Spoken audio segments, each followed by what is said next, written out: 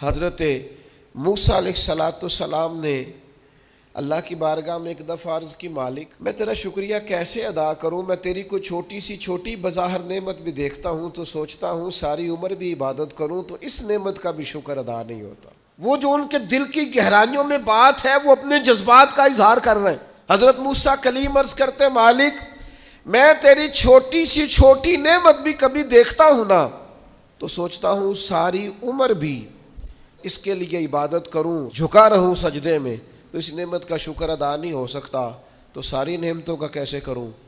तो जब ये जुमला कहा ना हज़रत मूसा ने तो रब करीम ने फरमाया, ए कलीम अब आपने मेरा शुक्र अदा किया है। ये समझें आप इस पहलू को, यानी जब ये एहसास पैदा हो गया ना कि छोटी नेमत का भी शुक्रिया अदा करने की ताकत हम में, फरमाया अब तूने शुक्र अदा किया है। हज़रत दाऊद अलैहिस्सलाम ने अल्लाह की बारगाह में अर्ज़ की, मालिक मुझे बता तो सही, एक नेमत का शुक्र अदा करके मैं उसे देखता हूँ तो साथ ही मुझे दूसरी नज़र आ जाती है, उसका शुक्र अदा करता हूँ तो तीसरी नज़र आ जाती है, तीसरी का शुक्र अदा करता हूँ तो चौथी। तो मालिक नेमतें इतनी ज़्यादा हैं, आखिर में शुक्र कैसे अदा करूँ।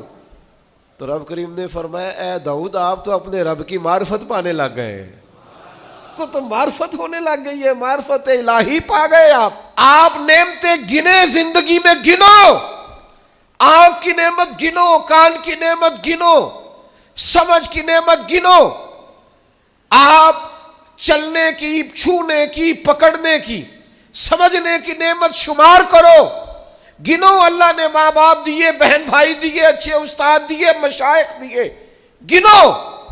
उस करीम रब ने करम किया और अपने लाडले नबी की उम्मत बनाया।